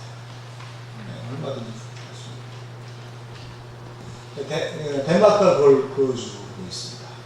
저는 교회를 새롭게 하는 것은 한국 사회를 새롭게 하는 거라고 생각하는데, 교회가 희년의 복음을 받아들이고 희년의 말씀이 교회 내에서도 실천되지만 사회 제도적으로 실천되어야 된다고 하는 공감대가 널리 확산이 된다면 저는 우리 한국 사회가 그때 비로소 하나님께서 바꿀 수 있는 기회를 주시지 않을까. 또 통일도 우리에게 주시지 않을까. 20페이지 보시면 제가 이제 토지 방안, 토지 정의에 대해서만 쭉 말씀드렸는데 노예 해방, 부채 탄압 이런 것도 우리가 더 구체적으로 실현할 수 있을 것 같아요. 지금 노동자들의 삶이 말이 아니지 않습니까? 언제 해고당할지,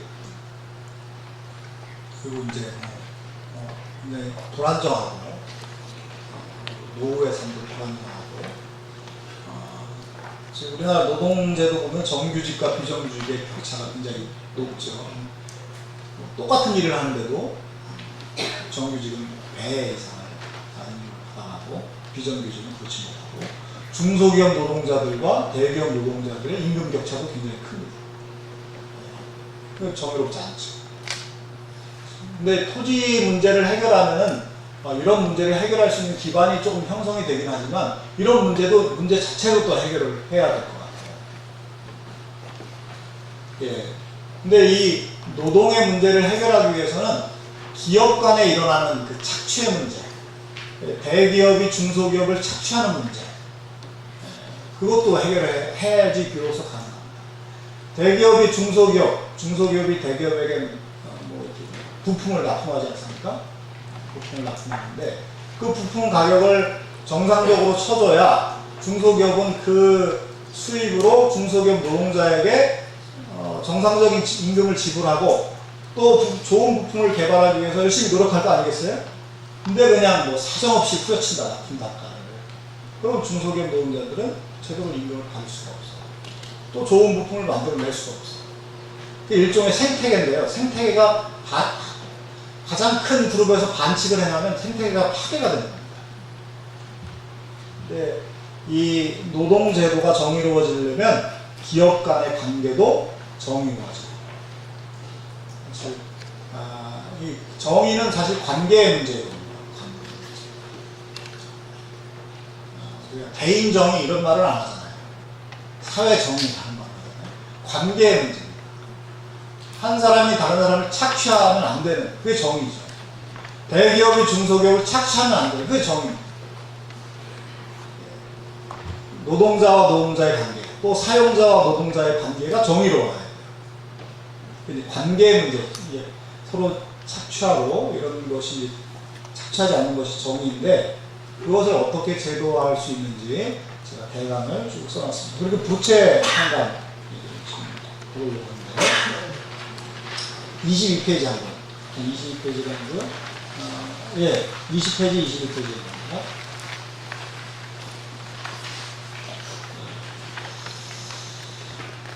부채 문제에 우리나라에 저희 신현함께가 이제 부채 한갑 운동을 시작을 했습니다.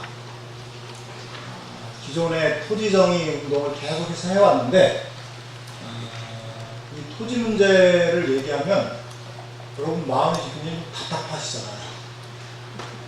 그걸 도대체 이 거대한 문제를 어떻게 해야 되나, 그렇지 않습니까? 동의는 되지만 또 의심나는 것도 있을 수 있지만 하여튼 토지에 대한 평등한 권리를 누리는 것이 중요하고 그래야 많은 문제가 없어지겠구나라고 하는 걸 어렴풋이 이해하지만 이걸 어떻게 접근해야 되느냐라고 할 때 사실 막막하고 개인의 실천 상황도 사실 좀 이렇게 너무 커요. 그리고 이 설명하는 것 자체가 인과체인이 너무 길어요. 그리고 이 설명을 제대로 하려면 설명을 하기도 참 쉽지가 않습니다. 그래서 이 부채 문제를 저희가 생각해야 되는 것은 교회가 어떻게든지 신현을 실천할 수 있는 방안을 우리가 마련해야 되는데 부채에 신음하는 사람들의 그거를 우리가 대신 상담해주는 것을 하면 어떨까. 우리가 그런 생각을 하고 있었던 터에 한국의 희망살림이라고 하는 곳에서 이것을 이미 시작을 했더라고요. 그 희망살림은 미국의 롤링 주빌리라고 하는 그 주빌리가 신현 아닙니까? 미국에서도 이 부채 탄압 운동을 롤링 주빌리라는 운동으로 시작을 했어요. 2011년에. 저는 이 부채 문제에 관심을 갖게 되기 전까지는 부채가 그렇게 심각한지 몰랐어요. 미친 사람이 많구나. 참 힘들겠다. 이렇게 신용불량자들 정말 좀 고통스럽겠다. 뭐 이 정도. 여러분들 뭐 영화에 보면 가끔 그런 게 나오지 않나요? 채권 추심하는 사람들이 막 빚 갚아라, 막 독촉하고 전화만 오면 그냥 마음이 덜컹덜컹하고 이런 사람들 가끔 영화에 나오잖아요. 저거는 또 어떻게 되는 거지? 뭐 이렇게 좀 막연했습니다. 근데 제가 여기 저희가 이제 관심을 가지면서 보니까 우리나라의 이 채무 불이행 이름을 자꾸 바꾸는데 신용 불량자 114만 명입니다. 근데 이 사람들이 얼마나 많은 빚을 졌을까요? 개인당 보면은 10억, 1억 이런 빚을 진 게 아니라 평균 내보면 400만 원의 빚을 졌어요. 400만 원에서 500만 원. 그것을 못 갚는 거예요. 처음에 그 얘기를 들었을 때 아니 그걸 왜 안 갚아요? 지금 우리 실무자들하고 그렇게 물어봤어. 왜 그걸 안 갚죠? 열심히 노력해서 4, 500만 원 빨리 갚으면 자기가 부채에서 해방되는데 왜 안 갚습니까?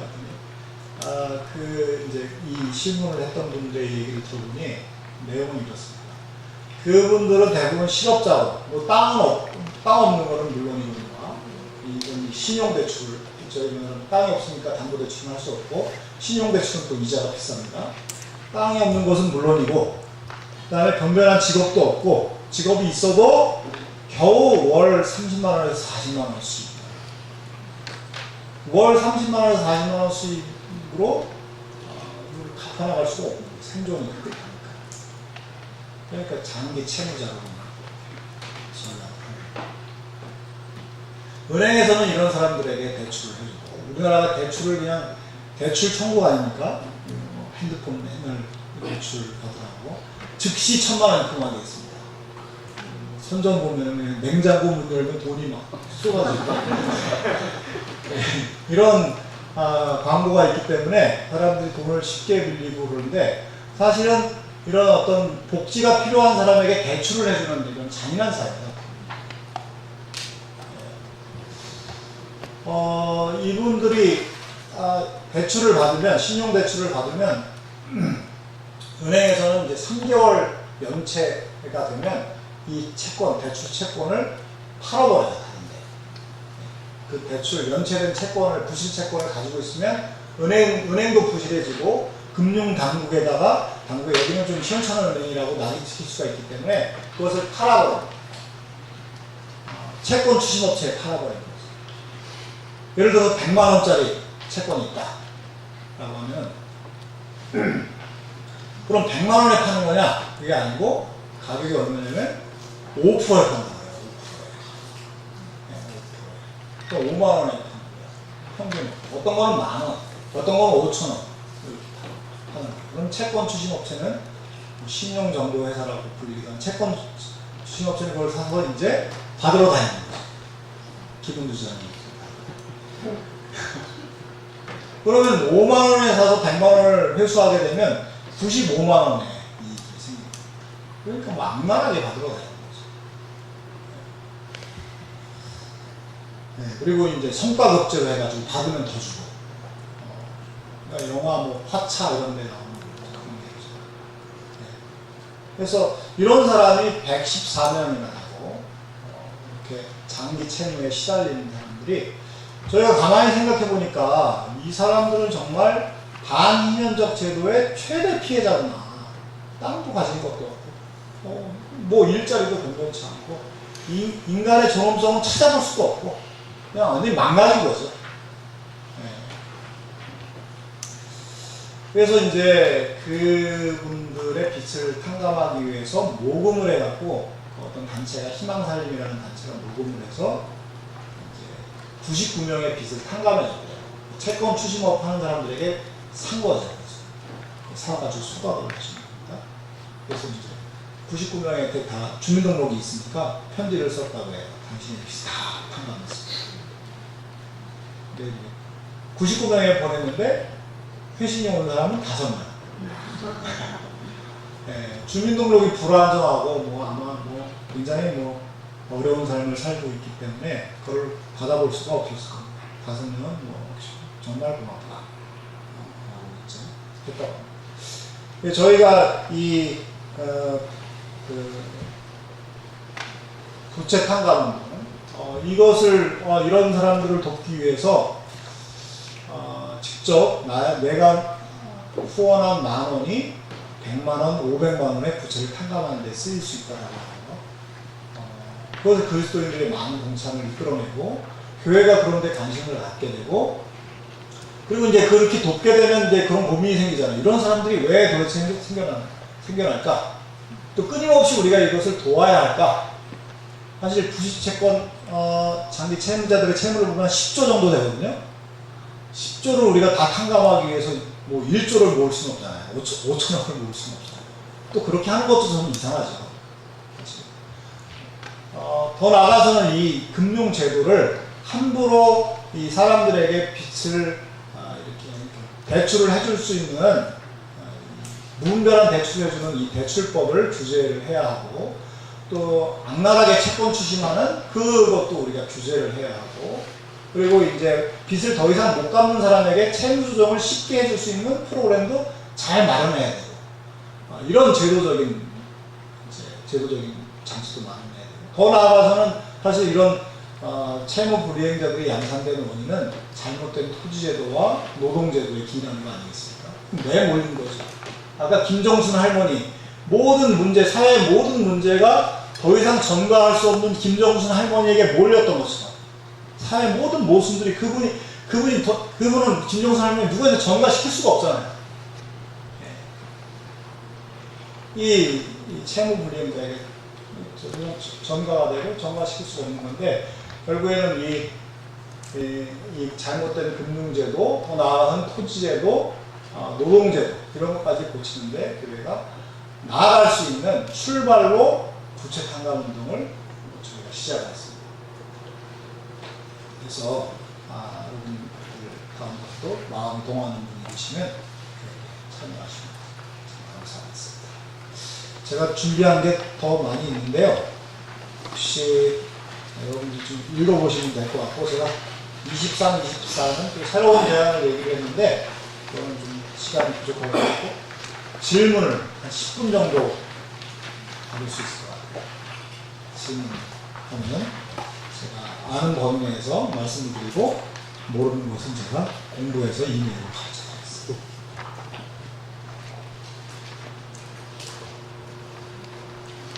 네, 질문을 주세요.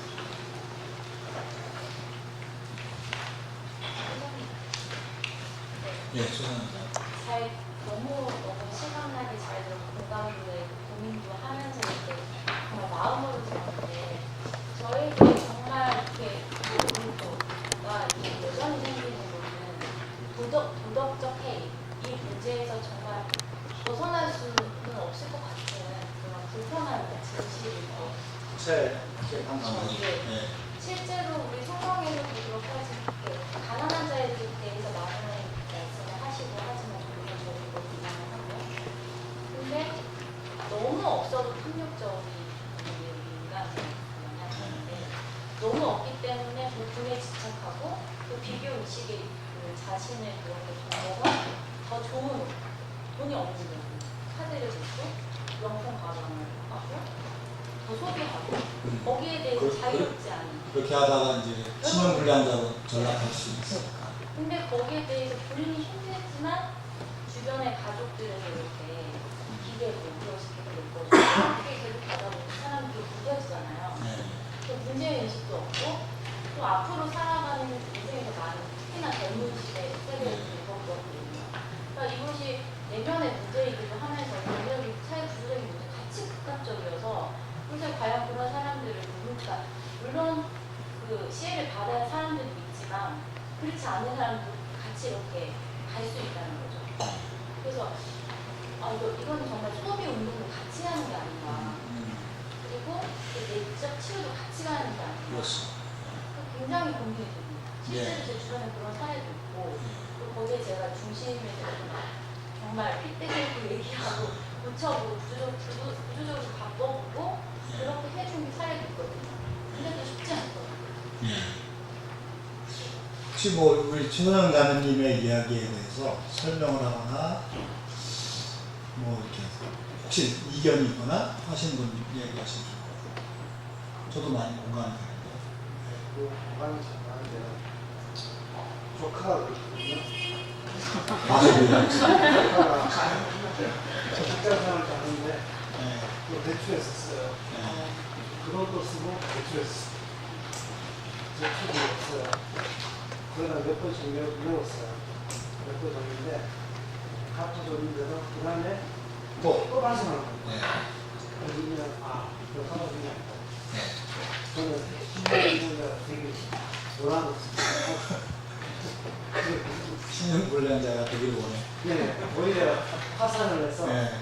네가 지팡이 저 밑에까지 안 내려가보고 네. 그렇게 살아고 온 이후에 그렇게 다시 고생해라. 네. 네, 그게 걔한테 못 맞는 것 같아서 네. 세 번 들어가니까 네. 정신이 그 서영자님하고 형제님이 얘기한 그런 사례도 있는 것 같아요. 제 주위에도 이렇게 생각해보면 무분별하게 삶을 자기 수입에 맞춰서 살지 않고 근데 여기 그 희망살림이라고 하는 단체의 이야기를 들어보면 또 우리가 좀 생각해보면 정말 빚을 내지 않고는 살 수가 없는 직업이 없고 열심히 노력해도 또 그 직업이 없는 사람들 보면은 부모님이 또 이렇게 별로 이렇게 원래부터 출발 자체가 너무나 불평등한 출발을 했고 또 배운 것도 없고 그런 상황에 놓인 사람들이 너무 많다는 거죠. 그런 것을 다 개인의 책임으로 돌리기에는 우리나라 같은 경우는 특히 미국과 비교해보면 미국의 이제 금융제도는 미국은 쉽게 돈을 빌려주지 않는다고 해요. 그리고 이제 금융기관이 연체 기간이 한 3개월 정도 지나면 그 채무자를 불러서 채무 조정을 빨리빨리 해준다고 하더라고요. 그래서 얼른 갚을 수 있게 조정을 해주는데 이런 악랄한 그 채권 추심에 시달리는 사람들 그런 사람들이 또 굉장히 많은 것도 사실이에요. 근데 지금 말씀하신 도덕적 해이가 있는 것도 분명히 있는 것 같아요. 근데 그거를 선별해내기는 참 쉽지는 않죠. 우리가 채권을 근데 대부분의 채권 추심에 시달리는 사람들은 생계형, 생활형 부채 먹고 살기 위해서 어쩔 수 없이 그런 사람들이 대부분이에요. 제가 그 5명 그 편지 한 통을 읽어봤는데 그 사람과 절절한 사연을 얘기를 하더라고요. 저희가 토론회 왔을 때 우리 정종호 교수님 발표한 토론회 왔을 때도 한 사람이 그 채무 그 독촉을 받아가지고 했던 사람들의 얘기를 들어보면 그런 도덕적 해이 이거하고 무관한 그런 분들이 굉장히 많죠. 예, 또 그래. 아까 그 강의 말씀하시면서 편리주택을 우리가 어떻게 한국 사회에 적응하려고 할 때 예. 보유세 얘기를 하셨잖아요. 예. 그러니까 또 아까 그 말씀하신 국민의 수요가 국민이 없는 개혁은 다시 회복할 수밖에 없다는 말씀이죠. 네, 그러기가 너무 쉽다. 현재 한국에서의 토지 문제는 한국 부동산 문제는 일부 기득권의 세력의 뿐만 아니라 많은 분들이 자기가 그 토지를 살 때, 아니면 집을 살 때 많은 대출을 사고 해서 대출 빚과 함께 동시에 진행되고 있거든요. 그런데 그런 상황에서 우리가 그 국민들한테 보유세를 높여서 우리가 이렇게 토지의 정의의 문제를 실현시켜야 된다고 한다면 지금 현재로도 대출을 받아서 그 대출을 받는데 힘들어하는 서민들, 많은 대중들이 그걸 동의할 수 있는 것인지 어떻게 그러니까 제 말씀은 현재 한국의 처한 상황에서 이 보유세를 올리는 문제가 대중들이 지지할 수 있는 상황이 있을까? 거기에 좀 더 어떤 선생님의 생각을 좀 듣고 싶습니다. 보유세를 강화하는 것은 이제 가격이 막 올라갈 때는 보유세 강화하자고 하기가 그래도 괜찮은데 보유세 강화가 이제 지금 침체 국면에서 얘기하는 건 쉽지는 않아요. 이제 그렇게 해서 이제 엄청난 빚을 얻어가지고 집을 사는 사람들이 이제 집값이 떨어지고 그러니까 이제 하우스 포가 된다는 말이 있어요. 그래서 빚이 2억, 3억. 집값 떨어지니까 팔아도 뭐 어떻게 할 수도 없고. 근데 그것은 참 어려운 문제 같아요. 이것을 넘어가기 위해서는 눈물의 계곡을 우리가 넘어가야 될 것 같아요. 근데 집을 가진 사람들의 입장에서 보면은 그렇거든요. 내가 지금 대출을 받고 엄청난 대출을 받고 있는데 집값이 여기서 유지가 되면서 약간씩 내려가고 있다라고 하면 굉장히 자기 재산을 현금화하게 되면 더 줄어드니까. 근데 사회 전체적으로 보게 되면 또 무주택자들 입장에서 보면 굉장히 희소식이죠. 그래서 정책 설계를 잘 해야 되겠지만 헨리 조지는 그냥 땅의 가격을 제로로 만들고 그럼 땅의 가격을 제로로 만들면 지금의 집값이 한 뭐 절반 이하로 떨어지는 건데 그거는 이제 바람직하지 않고 이렇게 지금에 있는 이 하우스포들을 어떻게 하면 잘 이렇게 뭐랄까요 연착륙할 수 있도록 하는 방안을 마련하면서 보유세 강화 방안으로 가야 될 것 같아요. 그 하나의 방안은 헨리 조지는 그래서 다른 세금을 감면해 주는 것을 제안을 했습니다. 다른 세금을 감면해 주는 것을 근로소득세, 사업소득세, 법인세 이런 거를 감면해 주고 그러니까 열심히 사업하고 근로하는 거에 대해서 2분만 더 쓰겠습니다. 세금을 낮춰주자고 얘기했는데 저희는 그것도 좋은 방법이긴 하지만 토지에서 발생한 걸 세금으로 걷어서 그거를 전 국민에게 골고루 기본소득으로 나눠주자고 하는 것이 더 좋은 방안이다. 그래서 제가 22페이지, 23페이지 쭉 써놨습니다. 이렇게 새로운 비전을 보여주면서 국민들을 설득하는 것이 필요할 것 같아요. 근데 개혁이라고 하는 것은 그렇게 어려운 사람들이 반드시 생길 수밖에 없어요. 참 쉽지 않은 문제다. 좀 강의를 너무 길게 하고 질의응답을 못 받았는데 나중에 제가 또 개인적으로 찾아오시면 궁금한 거 말씀드리도록 하겠습니다. 제가 기도하고 마치겠습니다.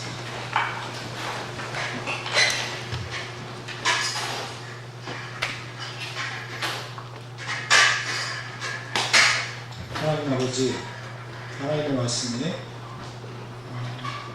우리 사회를 바르게 다스릴 수 있고 오늘날에도 여전히 하나님의 말씀이 진리인 것을 우리가 믿습니다. 불의한 사회를 정의롭게 바꾸기 위해서 하나님께서 어떤 말씀을 주셨는지 우리가 강의를 통해서 듣게 되었는데 정말로 그러한지 이 3박 4일 동안 더 고민하게 하시고 하나님의 깊은 뜻, 하나님의 경륜을 우리가 알 수 있도록 체험할 수 있도록 인도해 주시옵소서. 건강을 지켜주시고 또 계속되는 시간도 주께서 눈동자처럼 보호해 주시기를 바랍니다. 예수님의 이름으로 기도드렸습니다.